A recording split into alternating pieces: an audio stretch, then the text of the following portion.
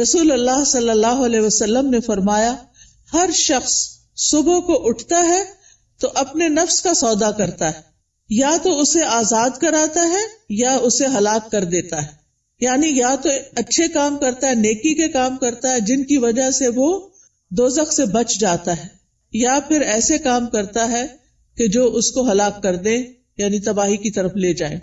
اب میں چند کام جو صبح سے رات تک کرنے چاہیے جو ہمیں سنت سے پتہ چلتے ہیں، ان میں سے ایک ایک کا ذکر کروں گی اور آپ اس کو سن کر اپنا جائزہ لیتے جائیے اور میرے ساتھ شیئر بھی کیجیے کہ کیا آپ یہ کرتے ہیں یا آپ کو کرنے کی ضرورت ہے۔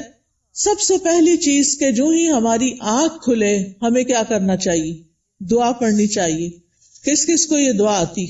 الحمدللہ، لیکن سب کو نہیں آتی۔ میری گزارش ہوگی سب بہنوں سے کہ اس دعا کو خود بھی سیکھیں اور اپنے بچوں کو بھی سکھائیں۔ وہ دعا کیا ہے؟ الحمدللہ الذی احیانا بعدما اماتنا والیہ النشور۔ اور ایک اور دعا بھی ہے، اگر وہ بھی آتی ہے تو ٹھیک، نہیں تو وہ بھی اچھا ہے۔ الحمدللہ الذی رد علی روحی واذن لی بذکرہ۔ اللہ کا شکر ہے جس نے میری روح لوٹا دی اور مجھے اپنے ذکر کی اجازت دے دی، کہ مجھے توفیق دے دی۔ کیونکہ آپ دیکھیں کتنے ہی لوگ ہیں جو سوتے ہیں تو پھر جاگتے نہیں۔ ابھی ریسنٹلی میری ایک بہت عزیز ساتھی کے ہسبینڈ کا انتقال ہوا ہے۔ وہ صبح اٹھے ہیں، فجر کے وقت نماز پڑھی ہے، اپنے معمولات کیے ہیں، پھر اشراق پڑھی ہے اور دوبارہ آرام کرنے کے لیے لیٹ گئے۔ ہم میں سے اکثر لوگ یہ کرتے ہیں نا، راتیں چھوٹی ہوتی ہیں، موسم بھی گرم ہوتا ہے، رات کو سوتے ہوئے دیر ہو جاتی ہے تو انسان پھر کیا کرتا ہے، اٹھنے کے بعد پھر لیٹ جاتا ہے، اور وہ اسی طرح لیٹ گئے ہیں لیکن پھر دوبارہ نہیں اٹھے۔ ہمیں سے کسی کو نہیں پتا کہ جب وہ سوئے گا تو دوبارہ اٹھے گا یا نہیں۔ اس لیے معمول بنا لیجئے کہ ذکر کر کے سونا ہے اور اٹھتے ہوئے بھی اللہ کا شکر ادا کرنا ہے کہ اس نے ہماری روح، ہماری جان ہمیں واپس لوٹا دی۔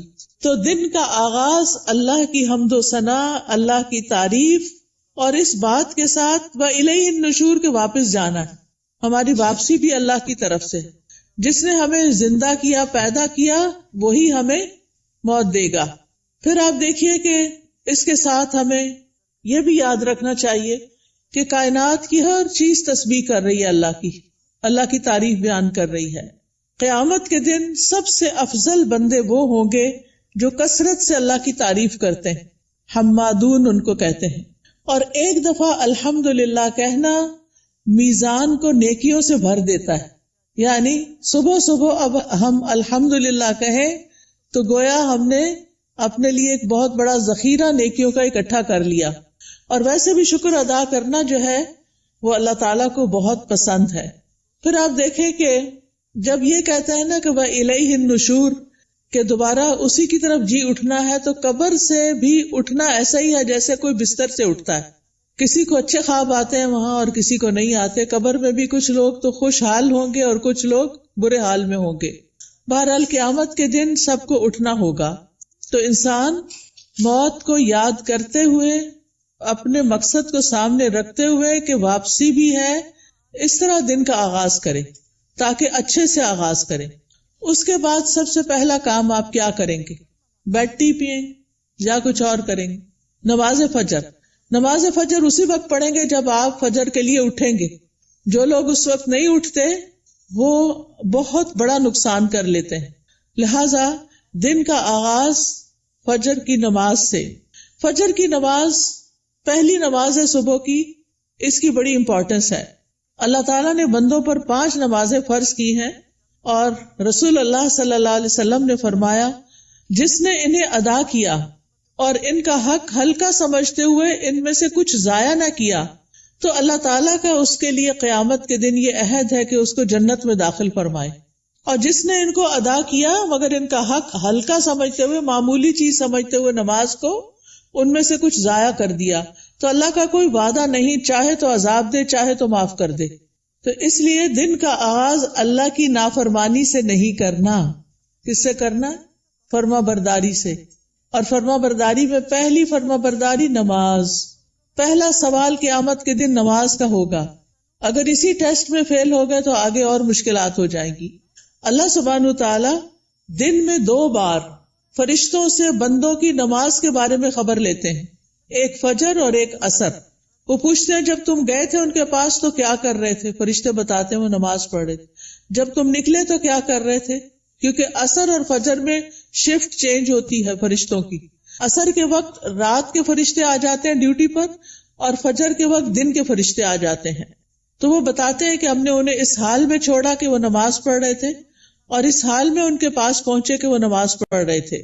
فجر کی نماز کے بارے میں آتا ہے وہ آدمی ہرگز آگ میں نہیں جائے گا جس نے سورج نکلنے سے پہلے اور سورج کے غروب ہونے سے پہلے نماز پڑھی، یعنی فجر اور عصر۔ رسول اللہ صلی اللہ علیہ وسلم نے یہ بھی فرمایا کہ جس نے صبح کی نماز پڑھی وہ شام تک اللہ کے ذمے ہے، یعنی اللہ کی حفاظت میں ہے۔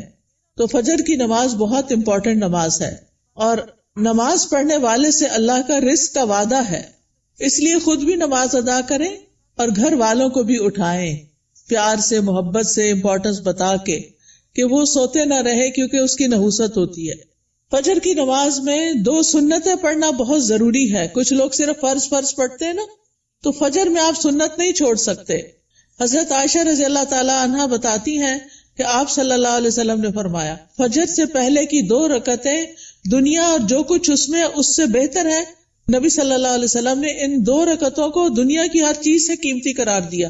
اور جو سویا رہے اس کے بارے میں آتا ہے نبی صلی اللہ علیہ وسلم کے پاس ایک ایسے آدمی کا ذکر کیا گیا جو رات سے صبح تک سوتا ہی رہا۔ آپ نے فرمایا یہ ایسا شخص ہے جس کے کان، یا فرمایا دونوں کانوں میں شیطان پیشاب کرتا ہے، یعنی غافل ہو جاتا ہے پھر۔ اور اسی طرح ایک اور خواب آپ صلی اللہ علیہ وسلم کا، اس میں آپ کو دکھایا گیا کہ ایک شخص تھا جس کا سر پتھر سے کچلا جا رہا تھا۔ وہ قرآن کا حافظ تھا لیکن قرآن سے غافل ہو گیا اور فرض نماز پڑھے بغیر سو جاتا تھا، یعنی نماز نہیں پڑھتا تھا اور سویا رہتا تھا۔ نماز پڑھتے ہوئے ایک چیز یہ بھی خیال کرنی ہے کہ خشوع کے ساتھ نماز پڑھنی۔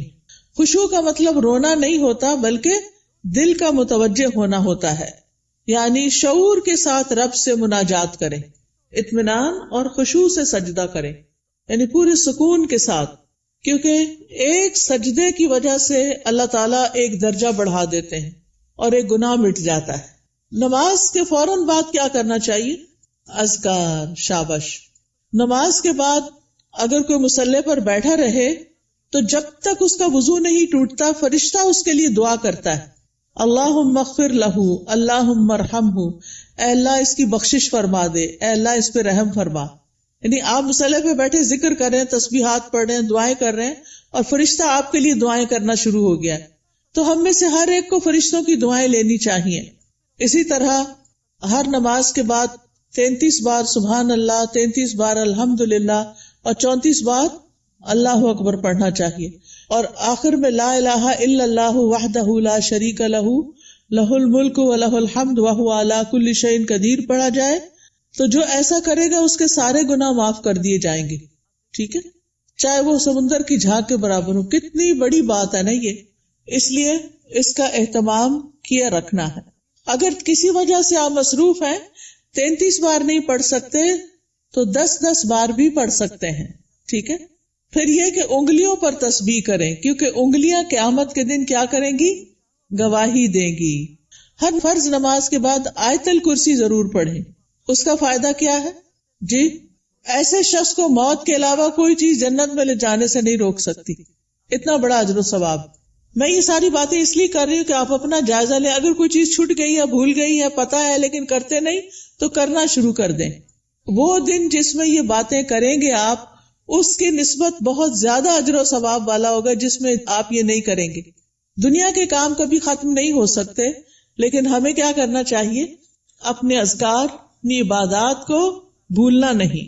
اسی طرح ہم میں سے اکثر لوگ کہتے ہیں مجھے نظر لگ گئی، وہ فلانے نے جادو کر دیا، وہ گھر میں یہ شر ہو گیا۔ تو اس کا حل بتایا گیا ہے کہ ہر نماز کے بعد قل هو اللہ 1 دفعہ، قل اعوذ برب الفلق 1 دفعہ اور قل اعوذ برب الناس 1 دفعہ پڑھے۔ یہ نماز کے بعد پڑھنی چاہیے۔ اچھا، اب آپ دیکھیے کہ بعض لوگ بیمار ہوتے ہیں، کوئی ایسی تکلیف ہوتی ہے ان کو سمجھ نہیں آتی، وہ پڑھ کے اپنے ہتھیلی پہ پھونک مار کے اپنے سر سے، منہ اور پورے جسم پر اپنا ہاتھ پھیر لیا کریں. اس سے انشاءاللہ ان کا شر بھی دور ہو جائے گا، ان کی بیماری بھی ختم ہوگی. نماز کے بعد کیا کرنا چاہیے؟ صبح شام کے اذکار، پروٹیکشن کی دعائیں. آپ میں سے کس کس کے پاس ایاک نستعین کتاب ہے؟ الحمدللہ کافی لوگوں کے پاس ہے. جس کے پاس نہیں، اگر آج آئی بھی ہے تو ضرور لے لیں. اور انگلش میں بھی ہے، اس میں ٹرانسلیٹریشن کی ہوئی ہے. اگر عربی نہیں پڑھ سکتے بچے تو ان کو انگلش میں پڑھنی آ جائے تو وہ بچوں کو ضرور ساتھ ساتھ سکھائیں. ہر ماں خود اپنے پڑھنے کے ساتھ اپنے بچوں کو بھی سکھائے. تو اگر زبانی یاد نہیں تو دیکھ کے پڑھ لیجئے. انشاءاللہ جب آپ پروٹیکشن کی دعائیں پڑھیں گے تو آپ نظر سے، حسد سے اور بہت سے شر سے بچ جائیں گے. ٹھیک ہے نا؟ ایسا نہیں کہ لوگوں کی نظر تیز ہوتی ہے، ایسا ہے کہ ہمارے اوپر پروٹیکشن وال نہیں ہوتی کیونکہ ہم اذکار نہیں کرتے. اور پھر آپ دیکھیے کہ اگر کوئی شخص آپ میں سے جیسے بزرگ خواتین جن پہ بچوں کی، چھوٹے بچوں کی ذمہ داری نہیں یا گھر کے بہت سارے کام کاج نہیں، تو وہ فجر کی نماز سے سورج طلوع ہونے تک بیٹھے رہے مصلی پر. کیونکہ رسول اللہ صلی اللہ علیہ وسلم نے فرمایا جو شخص صبح کی نماز جماعت کے ساتھ ادا کرے پھر بیٹھا اللہ کا ذکر کرتا رہے یہاں تک کہ سورج نکل آئے، پھر 2 رکعتیں پڑھے اشراق کی، یعنی اس کے لیے ایک حج اور عمرے کا ثواب ہے. کوئی معمولی اجر ہے؟ کتنا بڑا اجر کما لیتے ہیں وہ لوگ جو تھوڑا صبر سے بیٹھے رہتے ہیں فجر کے بعد اور نفل پڑھ کے اٹھتے ہیں، اور 2 رکعتیں ہی پڑھنی ہوتی ہیں. تو انسان کا دل، اس کی روح، یہ سیراب ہو جاتے ہیں ان اعمال سے جو ابھی تک میں نے آپ کو بتائے. آپ کے لیے خیر و برکات کے دروازے کھل جاتے ہیں، دنیا اور آخرت میں سلامتی کا ذریعہ ہے، عظیم اجر و ثواب کا ذریعہ ہے، شر کے آنے سے پہلے، تکلیف کے آنے سے پہلے، واقع ہونے کے بعد اسے ہٹانے کا ذریعہ ہے. یہ دعائیں، یہ جو میں بتا رہی ہوں نا پروٹیکشن کی دعائیں جو ہیں، رب کے سامنے فقر اور عاجزی کا اظہار بھی ہے، اللہ تعالیٰ کی نعمتوں کا اعتراف بھی ہے. اور یہ ایسے ہی ہے جیسے کوئی دشمن سے بچنے کے لیے اپنے آگے کوئی وال کھڑی کر لے. تو انشاءاللہ اگر ساری نہیں بھی پڑھ سکتے تو معوذتین، بسم اللہ الذی لا یضر، اعوذ بکلمات اللہ التامات من شر ما خلق، اور کچھ اور مختصر دعائیں پڑھ کے اپنے اوپر بھی پڑھیں اور بچوں کو بھی پڑھنا سکھائیں. اس کے بعد کیا کریں گے یہ بتائیے؟ تلاوت کریں، چاہے تھوڑی سی کیوں نہ کریں. اور اگر میں سمجھتی ہوں بچوں کے اسکول جانے کا وقت ہوتا ہے تو اپنی تلاوت کا وقت نہیں رہتا، پھر آپ کیا کریں؟ اپنے فون پر قرآن مجید کا کچھ نہ کچھ حصہ ریگولر لگا دیں. کوئی پورے قرآن کو ڈاؤن لوڈ کر لیں، اب تو ایسی ویب سائٹس بھی ہیں، وہاں سے آپ شروع کریں، الحمد سے الناس تک پورا کریں. ہر روز تلاوت لگا دی، بچے بھی تیار ہو رہے ہیں، آپ بھی کچن میں کام کر رہی ہیں اور ساتھ ساتھ تلاوت سنیں. کیوں؟ ان الذین یتلون کتاب اللہ واقاموا الصلاۃ وانفقوا مما رزقناہم سرا وعلانیۃ یرجون تجارۃ لن تبور.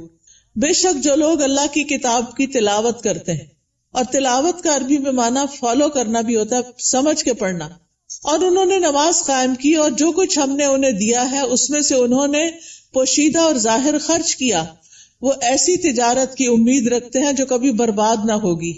یہ لوگ اللہ کے ساتھ ایک بزنس کر رہے ہیں. یہ چیزیں یہ پڑھتے ہیں، تلاوت کرتے ہیں، قرآن پڑھتے ہیں، لوگوں پہ خرچ کرتے ہیں، تو یہ اللہ کے ہاں ایسا اجر، اتنا پروفٹ پائیں گے کہ سوچ بھی نہیں سکتے، تاکہ وہ انہیں ان کے اجر پورے پورے دے اور اپنے فضل سے انہیں زیادہ بھی دے. بے شک وہ بے حد بخشنے والا نہایت قدردان ہے. تو پیاری بہنوں، تلاوت کو نہیں چھوڑنا، چاہے ایک صفحہ ہی کیوں نہ ہو، ایک ربع ہی کیوں نہ ہو، ہاف جز کیوں نہ ہو، ایک پارہ کیوں نہ ہو. میرے ایک بہنوئی تھے، فوت ہو گئے، اللہ تعالیٰ ان پہ رحم فرمائے. وہ چاند کی پہلی تاریخ کو پہلا سپارہ پڑھتے اور آخری کو آخری سپارہ پڑھتے، اور اس طرح ہر مہینے پورا قرآن ختم کر لیتے. تو جن لوگوں کی بہت زیادہ مصروفیات ہیں، ریٹائرڈ لائف گزار رہے ہیں، ان کو کیا کرنا چاہیے؟ قرآن کی تلاوت زیادہ کرنی چاہیے، کیونکہ قرآن جو ہے یہ غموں کا علاج ہے، شفا ہے، سکون کا ذریعہ ہے، اس لیے اس کو نہیں چھوڑنا. ایک حرف پڑھنے کا کتنا اجر ہے؟ 10 گنا. ایک حرف الف پڑھیں گے تو 10 نیکیاں، لام پڑھیں گے تو 10 نیکیاں، میم پڑھیں گے تو 10 نیکیاں. کیا کوئی اور کام کرنے سے اتنا پروفٹ آپ گین کر سکتے ہیں؟ نہیں. ہاں ایک مشکل ہے، کچھ لوگوں کو پڑھنا نہیں آتا، یا ان کی تجوید ٹھیک نہیں، یا وہ ڈرتے ہیں کہ کوئی سن لے گا تو پھر کیا ہوگا. تو ایسی صورت میں ان کو اپنی تجوید ٹھیک کرنی چاہیے. اس کے لیے میں آپ کو ایک طریقہ بتاتی ہوں، اور وہ طریقہ ہے ایک ایپ ڈاؤن لوڈ کر لیں، لرن قرآن. کس کس کے پاس ہے یہ ایپ؟ 8-10 لوگوں کے پاس ہے، زیادہ نہیں ہے. آپ یہ ایپ اگر ڈاؤن لوڈ کر لیں. اچھا، قرآن پر آل کس کے پاس ہے؟ وہ بھی تھوڑے سے لوگوں کے پاس ہے. ان دونوں میں سے کوئی بھی ایپ آپ ڈاؤن لوڈ کر لیں. یہ آپ آئی فون پہ بھی کر سکتے ہیں اور اینڈرائڈ پہ بھی کر سکتے ہیں. ٹھیک ہے، اس میں آپ تجوید سیکشن پہ چلے جائیں. تجوید پہ جائیں گے تو وہاں آپ کو ایک ایک آیت کہلوائی ہوئی ملے گی. پہلے ٹیچر پڑھے گی، پھر پیچھے آپ پڑھیں گے. تو آپ کیا کریں، جب ٹیچر پڑھ رہی ہو غور سے سنیں، جب اسٹوڈنٹس آگے پڑھے آپ بھی ساتھ شامل ہو جائیں. تو اس طرح روز پڑھتے پڑھتے آپ کی تجوید ٹھیک ہو جائے گی. کیونکہ بعض کا جب انسان بڑا ہو جاتا ہے نا، تو اس کو شرم آتی ہے کسی کے پاس جا کے غلطیاں نکلوانے کی، یا ٹائم نہیں ہوتا، یا فیس نہیں دے سکتے، یا کوئی اور مسائل ہوتے ہیں. تو آپ قرآن مجید کھول کے بیٹھ جائیں، آڈیو لگا کے بیٹھ جائیں، اور 7 انگلی رکھ کے ایک ایک آیت کو پڑھ پڑھ کے یاد کریں. اس کے مخارج ٹھیک کریں، ادائیگی ٹھیک کریں. ٹھیک ہے، جس گھر میں قرآن پڑھا جاتا ہو وہاں فرشتے حاضر ہوتے ہیں. ابو ہریرہ کہا کرتے تھے، بے شک قرآن پڑھنے کی وجہ سے گھر اپنے رہنے والوں کے لیے کشادہ ہو جاتا ہے. اس میں فرشتے حاضر ہوتے ہیں، شیاطین اس گھر کو چھوڑ دیتے ہیں اور اس کی خیر و برکت بڑھ جاتی ہے. یعنی اس گھر میں خیر و برکت ہوتی ہے جس میں کیا ہوتا ہے، قرآن کی تلاوت ہوتی ہے. آج آپ دیکھیں ہمارے بچے ویڈیو گیمز کے پیچھے دیوانے ہیں، قرآن پڑھنے کے لیے تیار نہیں. ہم اپنے پیچھے کیا چھوڑ کے جا رہے ہیں؟ آپ کو پتا نا، جب بچے قرآن پڑھتے تو ماں باپ کو بھی ثواب ملتا ہے کیونکہ انہوں نے ان کو پڑھوایا. لیکن اگر ہمارے بچے قرآن ہی نہیں پڑھ رہے تو مرنے کے بعد کون ہمارے لیے دعائیں کرے گا، کون ہمارے لیے کچھ کرے گا؟ تو اس لیے پیاری بہنوں، آپ ان کے لیے عملی نمونہ بنو، رول ماڈل بنو. آپ گھر میں ان کے بیچ میں بیٹھ کے تلاوت کرو، سیکھو. اگر نہیں تو انہیں بتائے، میں اب دیکھو اس ایج میں سیکھ رہی ہوں، چلو ہم سب مل کے سیکھتے ہیں.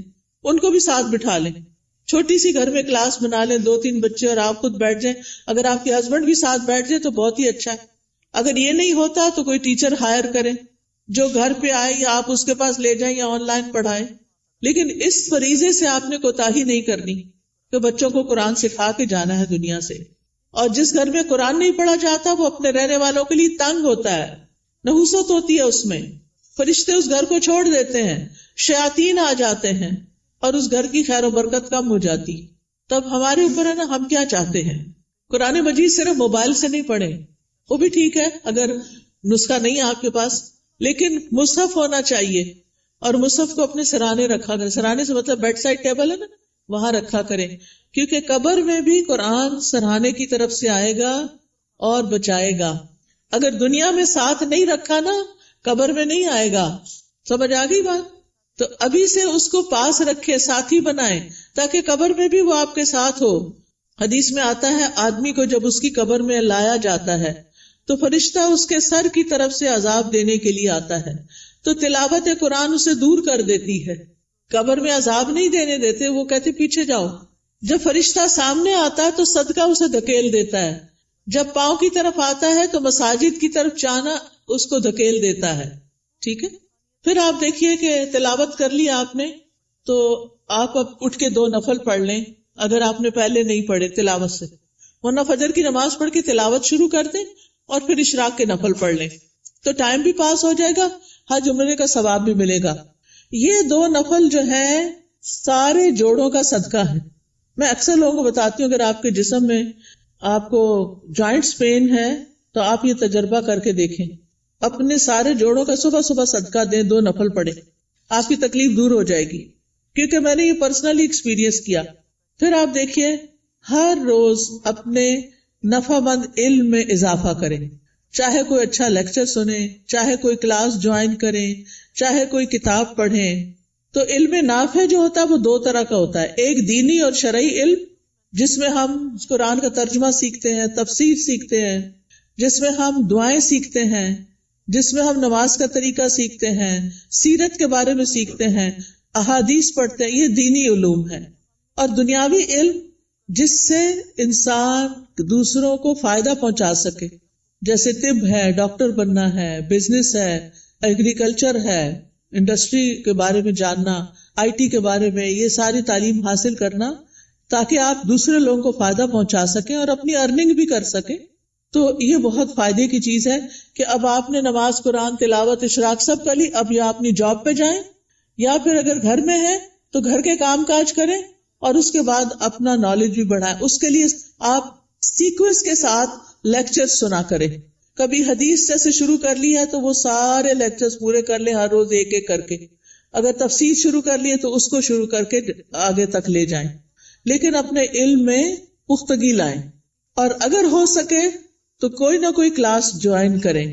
رسول اللہ صلی اللہ علیہ وسلم نے فرمایا، جو شخص صبح کے وقت اس لیے مسجد کی طرف نکلا کہ بھلائی سیکھے یا سکھائے تو اس کے لیے پورا حج ادا کرنے والے کے مثل اجر ہے. اتنا بڑا اجر ہے. یاد رکھیں، علم سیکھنے اور سکھانے کے لیے وقت مقرر کریں، جگہ مقرر کریں، ورنہ اگر آپ صرف چلتے پھرتے ہی سن رہے ہیں تو پکا علم نہیں آئے گا. کوئی بات سمجھ آئے گی، کوئی نہیں آئے گی. نہ ہونے سے بہتر ہے کچھ تو سن لیں، لیکن گھر میں بھی ٹیبل چیئر سیٹ کر کے رکھیں اور اپنا لیپ ٹاپ سیٹ کریں اور کوئی آن لائن کلاس جوائن کر لیں یا پھر گھر میں پڑھیں، خود سے سیلف اسٹڈی کریں، لیکن ٹائم اور پلیس، زمان اور مکان مقرر کریں. اس سے آپ کی گروتھ ہوگی. جتنا آپ سیکھتے جائیں گے آپ نیکیوں میں آگے بڑھتے جائیں گے، برائیوں سے دور ہوتے چلے جائیں گے. پھر آپ دیکھیں کچھ بہنیں ناشتہ نہیں کرتی، وہ کہتی ہیں کہ موٹے ہو جائیں گے اور چھوڑو پرے، لیکن ناشتہ ضرور کریں. آپ کو کام کرنے کے لیے، پڑھنے کے لیے، جاب پہ جانے کے لیے انرجی چاہیے. چاہے چند کھجوریں ہی کیوں نہ کھا لیں، کھجور پانی لے لیں، کچھ اور سیڈز وغیرہ لے لیں، نٹس لے لیں، جو بھی آپ کو پسند ہو. اگر دودھ پسند ہے تو زیادہ دودھ اور کم چائے ڈال کے پی لیں.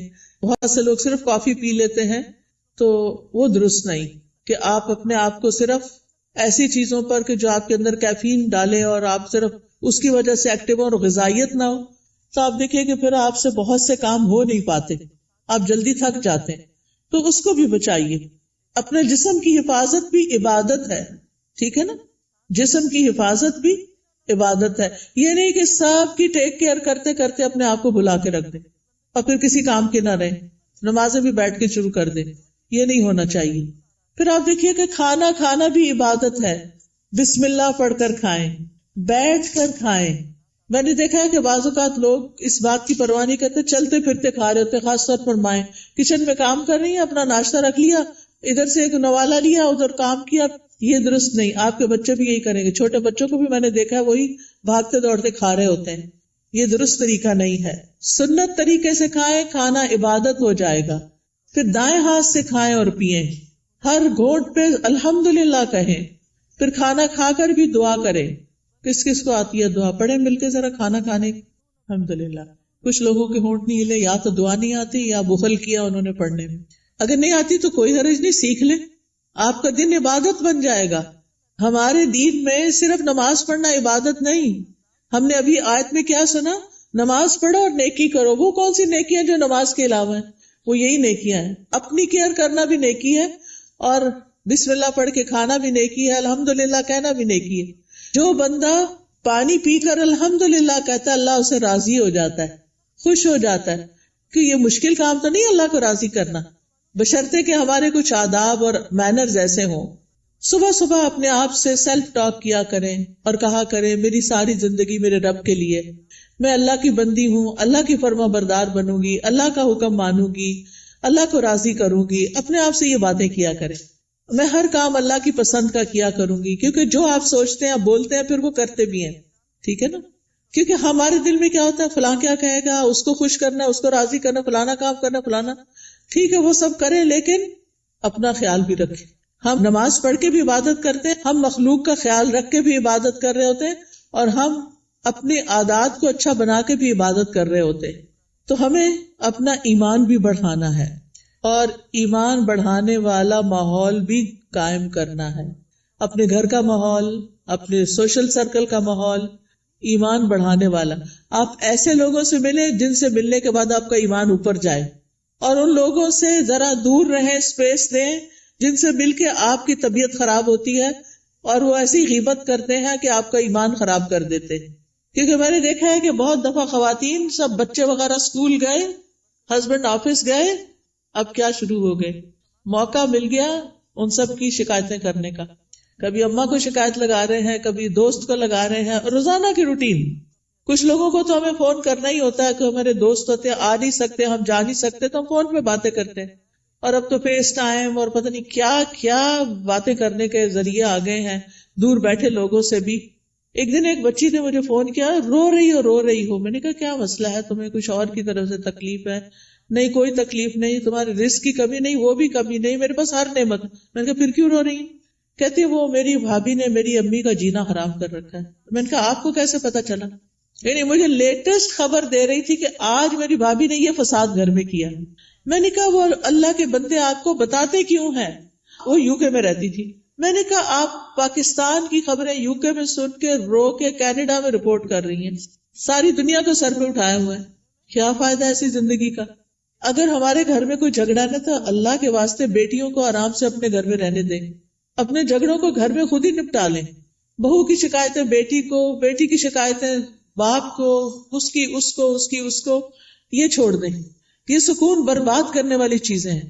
بات کریں تو علم کی بات کریں، اچھی کسی کو کھانا پکانے کی ٹپ دیں، کوئی بیمار ہے تو اس کو صحت کے لیے کوئی مشورہ دیں، لیکن اس قسم کی باتیں نہ کریں کیونکہ یہ غیبت ہے.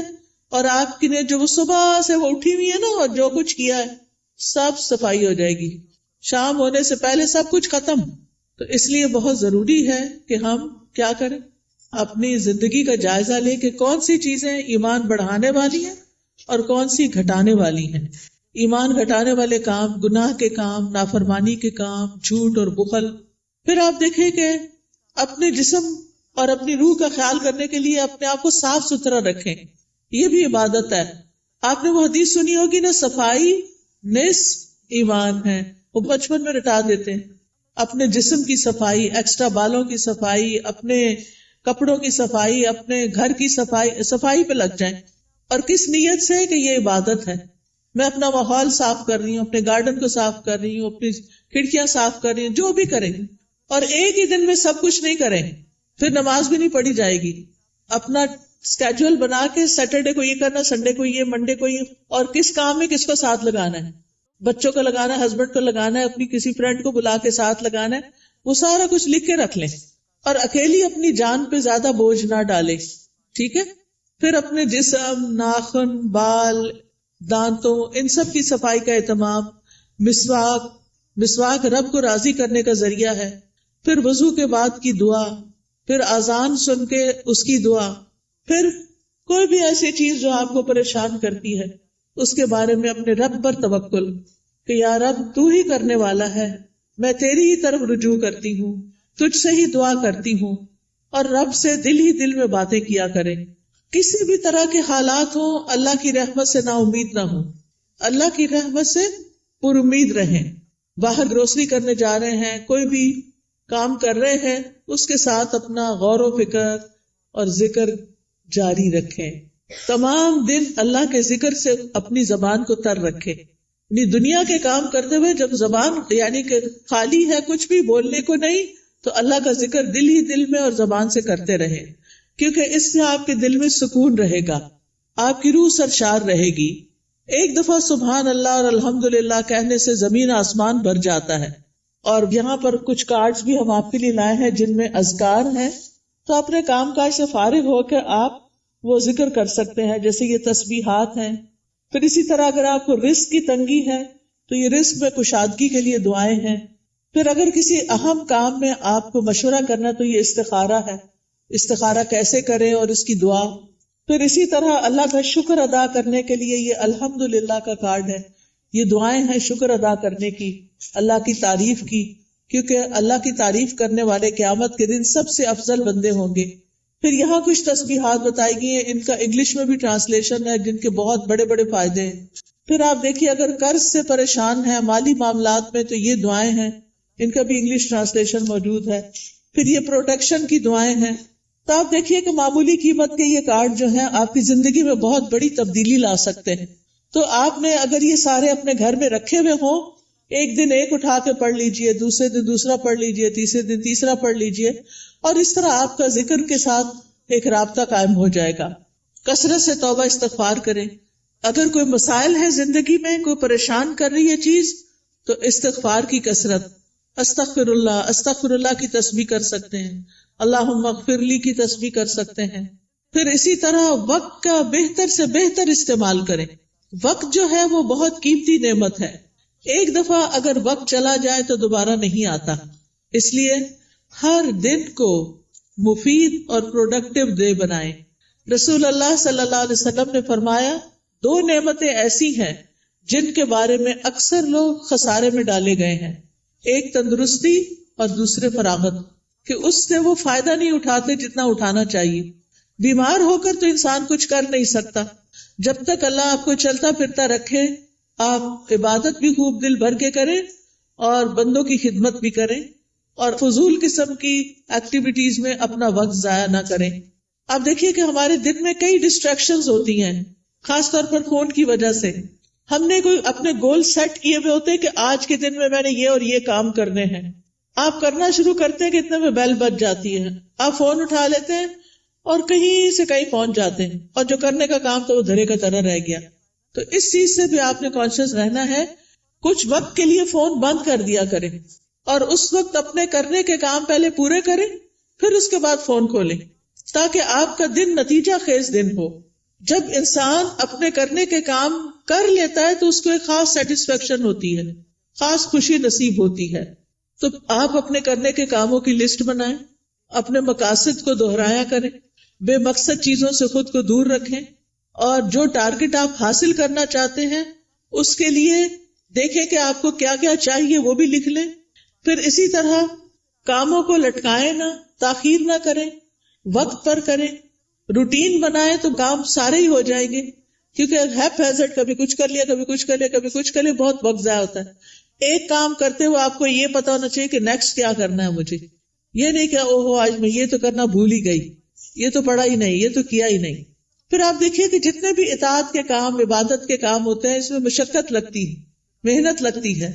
اس کے لیے اپنے نفس سے جہاد کرنا پڑتا ہے، اپنے نفس کو کنٹرول کرنا پڑتا ہے، کیونکہ کامیاب بھی وہی ہوتا ہے جو نفس کا تزکیہ کر لیتا ہے. قد افلح من تزکا وذکر اسم ربہ فصلی، فلاح پا گیا جس نے پاکیزگی اختیار کی اور اپنے رب کا نام یاد کیا پھر نماز پڑھی. یہ ہے کامیاب ہونے والے. لہذا دن بھر اپنی نمازوں کی حفاظت، کیونکہ نماز قبر میں ساتھ داخل ہوگی، بچوں نے بھی نہیں داخل ہونا، مال نے بھی داخل نہیں ہونا، کسی دوست نے بھی ساتھ نہیں جانا. جس چیز نے جانا ہے اس کی فکر سب سے پہلے کرے. نبی صلی اللہ علیہ وسلم سے سوال کیا گیا کہ سب سے افضل اعمال کون سے ہیں، تو آپ نے فرمایا نماز کو اس کے اول وقت پر ادا کرنا. ٹائم ہو تو بلا وجہ تاخیر نہ کریں، فوراً پڑھ لیں. اور پھر نماز کی 12 سنتیں بھی ادا کیا کریں دن بھر میں، کیونکہ ایسا کرنے والے کے لیے جنت میں گھر بنا دیا جاتا ہے. آپ دیکھیے کہ صرف 1 سال اگر کوئی شخص سنت موقدہ پڑھتا ہے تو نہ پڑھنے والے کے درمیان اور اس کے درمیان 4320 رکعتوں کا فرق پڑ جاتا ہے. یعنی ایک وہ شخص جو 12 رکعتیں پڑھتا ہے سال بھر، اور دوسرا صرف فرض پڑھ رہا ہے اور کوئی نہیں پڑھ رہا سنت، تو ان دونوں کے درمیان 1 سال میں اتنا فرق پڑ جائے گا. اگر 1 رکعت بھی وتر روز پڑھتے ہیں آپ تو سال میں 365 رکعتیں بنتی ہیں، یہ منیمم. لیکن کچھ لوگ وتر بھی نہیں پڑھتے، وہ اس سے بھی محروم. روزانہ چاشت کی 2 رکعتیں پڑھنا یا اشراق کی 2 رکعتیں پڑھنا اور نہ پڑھنا برابر نہیں، 703 رکعتوں کا فرق پڑ جاتا ہے. ٹھیک ہے، تو اس لیے اپنی سستی کی وجہ سے نمازوں سے غفلت نہ برتیں، سنتوں کی بھی حفاظت کریں. پھر یہ ہے کہ دن میں کوئی چوٹ لگ گئی، کوئی بری خبر سن لی، کوئی بچے کا کام ایسا آ گیا، کوئی دل کو ناخوشگوار کرنے والی چیزیں آ گئی، تو ایسے میں اللہ کی طرف فوراً رجوع کریں. کوئی بری خبر سن لی، فوراً اللہ کی طرف رجوع. اور پھر اس کے بعد ہر کام عبادت سمجھتے ہوئے کریں، چاہے کھانا پکانا ہے، چاہے صفائی کرنا ہے، چاہے کپڑے دھونا ہے. کھانا کھلانا جو ہے وہ افضل ترین عبادت ہے. قرآن مجید میں آتا ہے وَيُطْعِمُونَ الطَّعَامَ عَلَى حُبِّهِ مِسْكِينًا وَيَتِيمًا وَأَسِيرًا إِنَّمَا نُطْعِمُكُمْ لوجہ اللہ لا نرید منکم جزاء ولا شکورا، وہ اس کی محبت میں کھلاتے ہیں مسکین کو، یتیم کو، اسیر قیدی کو. کیا کہتے ہیں کھلاتے ہوئے؟ ہم تمہیں صرف اللہ کے چہرے کی خاطر کھلا رہے ہیں کہ ہم اللہ کا دیدار کرنا چاہتے ہیں، ہم تم سے نہ شکریہ چاہتے ہیں نہ بدلہ چاہتے ہیں. انا نخاف من ربنا یوما عبوسا قمطریرا، بے شک ہم اپنے رب سے اس دن کے بارے میں ڈرتے ہیں جو تیوری چڑھانے والا نہایت سخت ہوگا. تو ان کے ساتھ کیا معاملہ ہوگا؟ اللہ بھی ان کو قیامت کے دن کی مشقتوں سے بچا لے گا اور ان کو خوشی اور تر و تازگی ملے گی. فوقاہم اللہ شر ذلک اليوم ولقاہم نضرۃ وسرورا. تو اس لیے کھانا گھر والوں کو بھی پکا کے کھلائیں یا مہمانوں کے لیے پکائیں تو خوشی خوشی پکائیں، احسان نہ جتائیں اور ضائع نہ کریں. کپڑے دھونا، نہانا، بچوں کو نہلانا، گھر صاف کرنا، یہ سب صفائی اور طہارت کے اہتمام ہیں، یہ ایمان کو مکمل کرتے ہیں. پھر آپ دیکھیے کہ نیکیوں کے کام میں سستی نہیں کرنی. نیکی کا کوئی بھی کام، آپ کی دوست نے فون کر دیا کہ فلاں شخص بیمار ہے، غریب ہے، اس کے لیے مدد کرنی ہے، آپ بھی اپنا کچھ حصہ ڈال دیا، صدقہ کر دیا. تو نیکی کے ہر کام میں حصہ ڈالا کریں. حضرت ابوبکر کے بارے میں آتا ہے، نبی صلی اللہ علیہ وسلم کی مجلس میں لوگ بیٹھے ہوئے تھے، آپ نے پوچھا آج تم میں سے کس نے روزے کی حالت میں صبح کی ہے؟ حضرت ابوبکر رضی اللہ عنہ نے عرض کیا میں نے. آپ نے پوچھا آج کس نے مریض کی عادت کی؟ انہوں نے کہا میں نے. آپ نے پوچھا تم میں سے جنازے میں کس نے شرکت کی؟ انہوں نے کہا میں نے. آپ نے پوچھا کس نے مسکین کو آج کھانا کھلایا؟ تو ابوبکر کہتے ہیں میں نے رضی اللہ عنہ. تو نبی صلی اللہ علیہ وسلم نے فرمایا جب کسی شخص کے لیے ایک ہی دن میں یہ خصلتیں جمع ہو جائیں وہ جنت میں ضرور داخل ہوگا. یہ جنت میں جانے والے کام. اچھا ہمیں پتہ چلتا رہتا ہے کوئی بیمار ہے، اچھا کہتے اچھا اللہ اس کو شفا دے، بس ادھر ہی بیٹھ گئے، خبر نہیں لیتے. ہمیں پتہ ہوتا ہے کہ کوئی بھوکا ہے یا نہیں کھانا پکا سکتا، یہ کھا سکتا، ہم کر سکتے ہیں تو ہم توجہ نہیں کرتے. ہم راشن کا انتظام کر سکتے، ہم کسی بھی طرح مدد کر سکتے ہیں، لیکن اس کی طرف توجہ کرنے کی ضرورت ہے. پھر اللہ کی نافرمانی سے بچیں، جہنم کو سامنے رکھتے ہوئے گناہوں سے بچیں. یعنی صرف نیکی کے کام کرنا کافی نہیں، گناہوں سے بچنا بھی بڑا ضروری ہے. پھر لوگوں کے ساتھ معاملہ کرتے ہوئے اچھے اخلاق سے پیش آئیں. سب سے پہلا حق آپ کے اوپر والدین کا ہے. زندہ ہیں تو ان کی زیارت کو جائیں، ان سے بات کریں، ان کے لیے دعائیں کریں، ملاقات کریں تو ان کی پیشانی چومیں، ہاتھ چومیں، کیونکہ والدین سب سے زیادہ حسن سلوک کے مستحق ہیں. نماز میں ان کے لیے دعائیں کریں. فوت ہو گئے ہیں تو ان کے لیے دعا کے علاوہ صدقہ کیا کریں. گھر والوں کے لیے باعث خیر بنے، اپنے گھر والوں کو آگ سے بچائیں، ان کو نیکی اور دین کی طرف لا کر. پھر اسی طرح جہاں بھی بیٹھے خیر پھیلانے والے بنے، دوسروں کا بھلا کرنے والے، دوسروں کو فائدہ پہنچانے والے. کسی کو کوئی اچھا مشورہ دے دینا، کسی کا کوئی دل ہلکا کر دینا، کسی کو کوئی کسی چیز کے بارے میں رہنمائی کر دینا، علم سکھانا.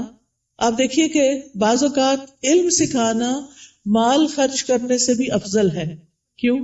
اس لیے کہ مال خرچ کرنے سے ختم ہو جاتا ہے اور علم سکھانے سے بڑھ جاتا ہے اور پکا ہو جاتا ہے. اس لیے چاہے اپنے بچوں کو سکھائیں، چاہے اپنے بہن بھائیوں کو کچھ نہ کچھ چھوٹا موٹا کنٹریبیوشن کرتے رہا کریں. جو اچھی باتیں آپ کو پتہ چلی ہیں وہ دوسروں کو بھی بتائیں.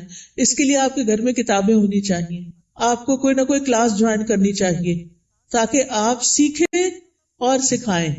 اس کے لیے کوئی بہت پی ایچ ڈی کرنے کی ضرورت نہیں ہوتی، وہ چند لوگ بھی کر لے تو کافی ہو جاتے ہیں.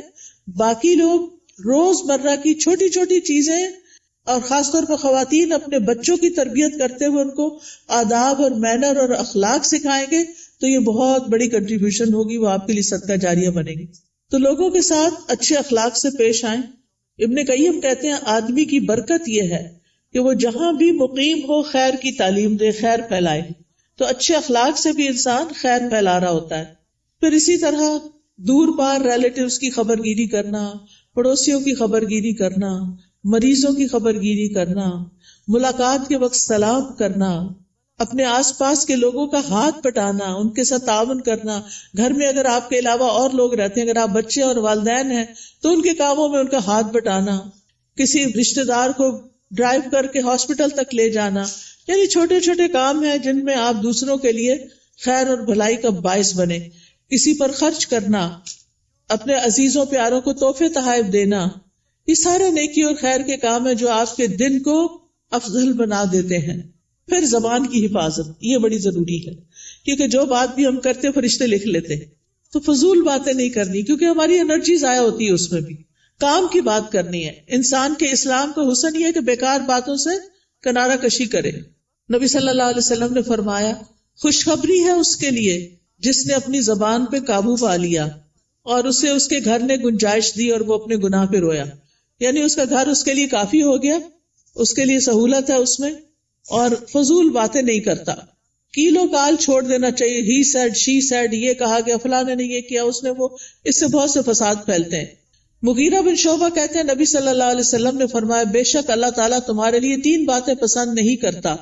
بلا وجہ کی گپ شپ، بیکار کی باتیں اللہ کو پسند نہیں. مال ضائع کرنا، اور اس میں بعض اوقات ایکسٹرا ٹیشو استعمال کرنا، ٹیپ کھول کے باتوں میں لگ جانا اور پانی ضائع کرنا، بلا وجہ بتیاں جلا کے رکھنا، بیکار میں ادھر ادھر گھومنا، گاڑی کا گیس ختم کرنا. یعنی چھوٹی چھوٹی چیزوں میں بچت کرنی چاہیے. پھر اسی طرح یہ ہے کہ کسی کو زبان سے اذیت نہیں دینی چاہیے، کثرت سے صدقہ کرنا چاہیے، فقراء مساکین کا خیال کرنا چاہیے. پھر ایک اور بات یہ کہ غصے اور ناراضگی سے بچنا چاہیے. قرآن مجید میں جنت میں جانے والوں کی جو خوبیاں بتائی گئی ہیں وہ کیا ہے؟ وَالْكَاظِمِينَ الْغَيْظَ وَالْعَافِينَ عَنِ النَّاسِ وَاللَّهُ يُحِبُّ الْمُحْسِنِينَ. وہ غصہ پی جانے والے ہوتے ہیں اور کیا کرتے ہیں؟ لوگوں کو معاف کرتے ہیں. یہ کام بڑا مشکل ہے، لوگوں کو معاف کرتے ہیں. اللہ ایسے محسنوں سے محبت کرتا ہے. اگر ہمیں پتا چلے کہ کسی کو معاف کرنے سے اللہ مجھ سے محبت کرے گا تو ہمیں کیا مشکل ہے کہ جھگڑا چھوڑ دیں. لیکن بعض اوقات ہم ایگو کا مسئلہ بنا کے جھگڑا نہیں چھوڑتے، جس کی وجہ سے ہم اللہ کی نظر میں بھی گر جاتے ہیں اور بندوں کی نظر میں بھی. کوئی رسپیکٹ نہیں رہتی جھگڑا کرنے والوں کی. تو اس لیے بہت ضروری ہے کہ لوگوں کو معاف کرتے جائیں، کیونکہ وہ انسان ہے. یا تو یہ نہ کہ ہم نے کبھی کوئی غلطی نہ کی ہو، اگر ہم سے بھی غلطیاں ہوتی ہیں تو پھر دوسروں کو معاف کرنے میں کیا مشکل ہے. پھر قطع رحمی سے بچیں، رشتہ داروں سے تعلق قائم رکھیں، چاہے وہ آپ سے نہ بھی ملنا چاہیں. دوسروں پر ظلم سے بچیں، کیونکہ مظلوم کی آہ فوراً اوپر پہنچتی ہے. دل کی سختی سے بچیں، برے خیالات اور بدگمانیوں سے بچیں، غیبت کرنے اور سننے سے بچیں. مشکل وقت میں اللہ سے مدد مانگیں اور صبر کریں. آج ایک بچی کا میسج آیا کہ میری امی نے میرے بارے میں ایسا اور ایسا کہا ہے، میں اس وقت سے رو رہی ہوں، بہت میری طبیعت خراب ہو گئی. تو میں نے کہا پھر صبر کس چیز کا نام؟ اگر آپ نے اس وقت اپنے آپ کو سنبھالنا نہیں اور اس کو اتنا دل پہ لے لینا ہے، آپ اسٹرانگ بنیں. ماں باپ جب کوئی تنقید کرتے ہیں نا تو وہ ہمیں سمجھانے کے لیے، ہمیں میچور کرنے کے لیے کرتے ہیں، ہمارے دشمن نہیں ہوتے. تو چیزوں کو ان کے صحیح رخ سے لیں. ماں باپ مارے بھی ڈانٹے بھی تو بھی معاف کریں، ان کی عزت میں کمی نہ آنے دیں. اور اگر پریشانی گھیر لے تو لا الہ الا اللہ کثرت سے پڑھیں. اللہ اللہ ربی لا اشرک بہ شیئا لا الہ الا انت سبحانک انی کنت من الظالمین. اور دیگر دعاؤں کو اور اذکار کو لازم کر لیں، جس کا میں نے ابھی آپ کو تعارف کرایا. تنگی کے بعد پھر آسانی کا انتظار کریں، کیونکہ ان مع العسر یسرا. ایسا نہیں کہ صرف تنگی آئے گی، آسانی بھی ساتھ آئے گی. اور اس سارے کاموں میں دن گزار کے پھر رات کا وقت آ گیا، اب سونے کی تیاری ہے. سونے سے پہلے آخری کام اللہ کا ذکر ہو. رات کو سورۃ الملک پڑھیں، کیونکہ یہ عذاب قبر سے بچانے والی ہے.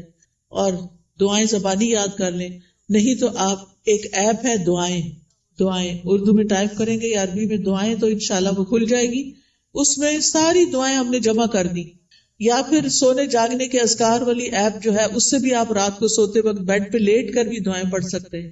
لیکن آخری کلام ہمارا اللہ کا ذکر ہی ہونا چاہیے اور اسی حال میں سونا چاہیے. تو یہ ہے ایک مومن کی دن بھر کی روٹین اور دن بھر کے کرنے والے کام، جس سے انسان کے درجات بلند ہو جاتے ہیں. تو اللہ تعالیٰ سے میری دعا ہے کہ اللہ تعالیٰ ہم سب کو اس پر عمل کرنے کی توفیق عطا فرمائے. وآخر دعوانا ان الحمد للہ رب العالمین.